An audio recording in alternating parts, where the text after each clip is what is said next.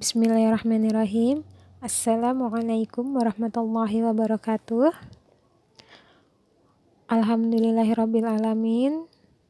Di hari Rabu pagi ini bertepatan dengan tanggal 1 April 2020, qadarullah kita masih melakukan pembelajaran yang sama seperti kemarin, yaitu pembelajaran berupa daring atau online ya nak ya. Gimana kabarnya nih anak soleh dan solihah di hari Rabu pagi ini? Semoga semua dalam keadaan sehat walafiat tanpa kekurangan suatu apapun. Kemudian pagi hari ini kita masih belajar tematik tema 8. Anak-anak bisa dipersiapkan dulu bukunya. Tematik tema 8-nya enak ya. Sekarang anak-anak bisa buka buku anak-anak pada pembelajaran 4 ada di halaman 30. Nah, sudah Bu Guru lihat nih, untuk pembelajaran 4 ini materinya itu yang sudah kita pelajari kemarin, hari Senin dan Selasa, yaitu ada penggunaan tanda titik, anak-anak sudah pelajari. Terus yang kedua, tekanan nada kuat dan nada lemah pada lagu juga kemarin sudah kita pelajari ya, sudah kita bahas sama-sama. Dan yang ketiga itu ada satuan baku untuk mengukur waktu, yang kemarin tugas di hari Senin itu juga sudah anak-anak pelajari. Jadi untuk pembelajaran 4 ini nggak Bu Guru bahas ya nak ya. Anak-anak bisa pelajari sendiri di rumah nih, karena hampir sama pembelajarannya seperti pembelajaran hari Senin dan Selasa ya. Jadi nggak banyak Bu Guru bahas untuk pembelajaran 4 ini. Anak-anak bisa bahas bersama keluarga di rumah.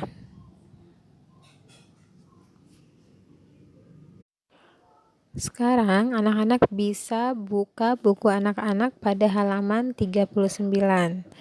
Kita masuk ke pembelajaran kelima sekarang ya. Di halaman 39 kita ini mau belajar yang pertama itu tentang penggunaan tanda tanya.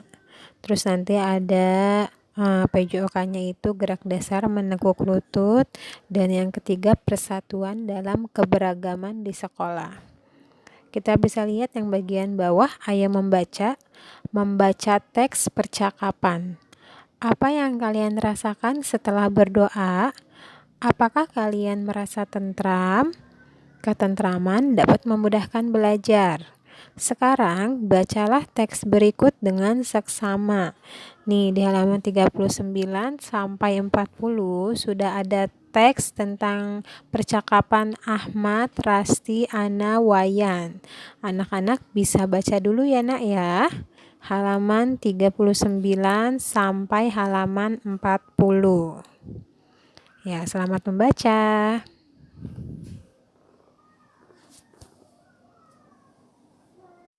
Setelah tadi anak-anak membaca teks percakapan Ahmad dan teman-teman dalam membersihkan halaman, sekarang bisa dilihat pada halaman 41, ayo mencari tahu, menemukan penggunaan tanda tanya. Dilihat halaman 41-nya.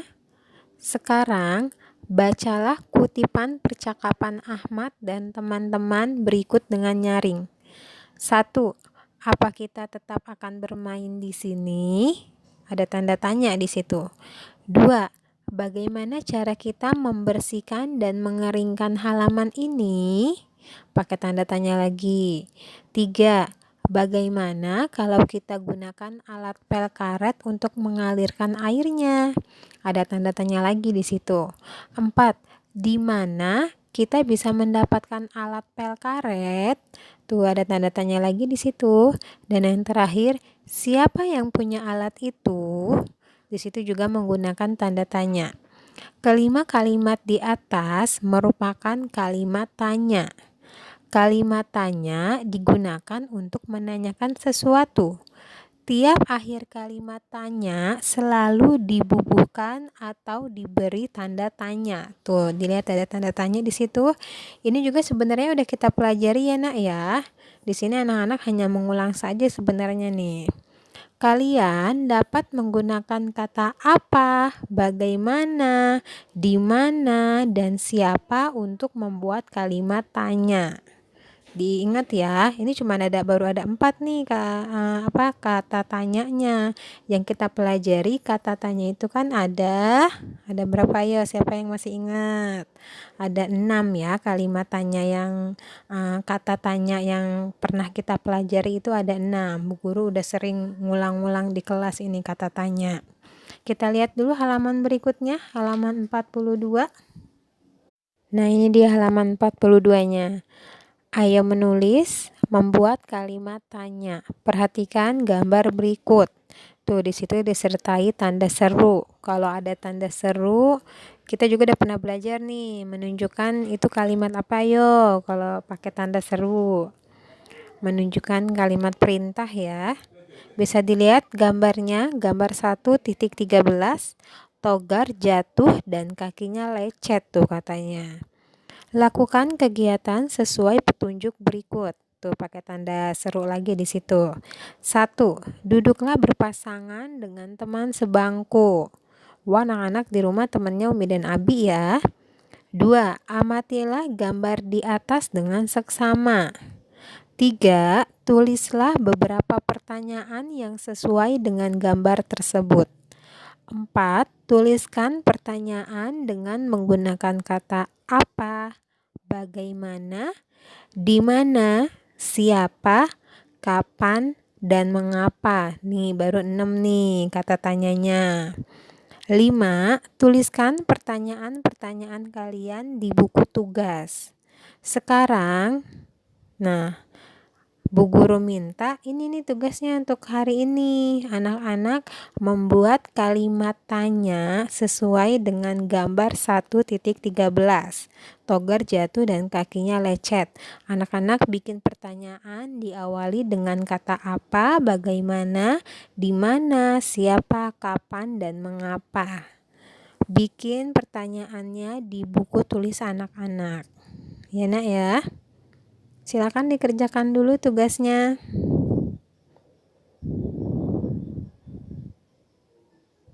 Sekarang anak-anak bisa lihat buku anak-anak pada halaman 43. Setelah tadi Bu Guru kasih tugas ya nak ya, pada halaman 42 membuat beberapa pertanyaan tentang gambar togar yang terjatuh. Oh iya, jangan lupa membuat pertanyaannya diakhiri dengan tanda tanya ya nak ya. Sekarang anak-anak bisa lihat halaman 43, ayo mencari tahu. Gerak dasar menekuk lutut. Agar tubuh tetap sehat, kalian harus berolahraga. Saat ini, kalian akan melatih kekuatan otot paha. Melatih kekuatan otot paha dilakukan dengan menekuk lutut.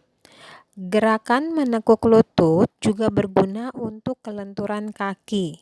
Berikut ini beberapa gerak dasar menekuk lutut. Tuh bisa dilihat tuh. Yang pertama ada gerak setengah jongkok. Ini kalau kita lakukan di kelas biasanya udah berebutan nih. Semua pada pengen maju ke depan. Kita baca sama-sama yang pertama. Berikut ini cara melakukan gerak setengah jongkok. Posisi awal berdiri tegak, kedua tangan dijulurkan ke depan, kedua kaki jinjit. Kemudian badan diturunkan ke bawah hingga posisi setengah jongkok. Tahanlah selama 5 hitungan. Lakukan gerakan ini berulang-ulang. Lakukan hingga kalian dapat melakukan gerakan tersebut. Bisa dipraktekin di rumah ini ya nak ya. Terus yang kedua, gerak jongkok penuh. Posisi awal berdiri, kedua tangan lurus ke depan, kedua kaki jinjit. Badan diturunkan ke bawah hingga posisi jongkok. Tahanlah selama 5 hitungan. Lakukan gerakan ini berulang-ulang. Lakukan hingga kalian dapat melakukan gerakan tersebut. Berarti nggak bisa dilakukan hanya sekali nih, tapi harus sering.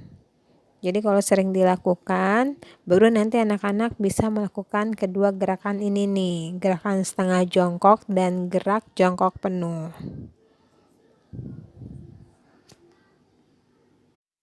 Nah, sekarang anak-anak bisa lihat halaman 44.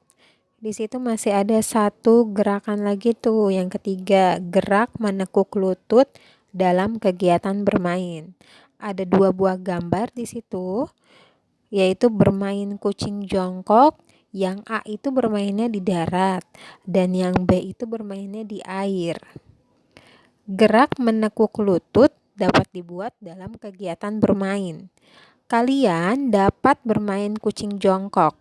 Bermain kucing jongkok dapat dilakukan di darat atau di air. Lihat bagian bawahnya, ayo lakukan. Melakukan gerak menekuk lutut. Bersama dengan teman, lakukan beberapa kegiatan berikut dengan benar. Tuh yang tadi tuh, yang ketiga gerakan tadi. Gerak dasar menekuk lutut setengah jongkok. Gerak dasar menekuk lutut jongkok penuh. Sama yang ketiga bermain kucing jongkok. Anak-anak bisa praktekin di rumah ya nak ya. Dan bagian bawahnya di situ ada petunjuk cara bermain kucing jongkok di darat, dan di halaman 45-nya ada cara bermain kucing jongkok di air. Anak-anak bisa baca itu ya, cara permainan kucing jongkok di darat dan di air ya nak ya.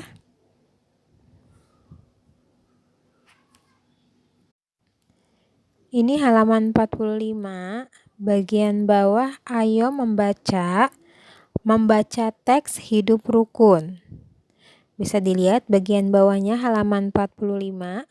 Setelah berolahraga, bacalah teks berikut dengan seksama. Kita baca sama-sama yuk. Hidup rukun. Ahmad dan teman-teman telah bermain kucing jongkok.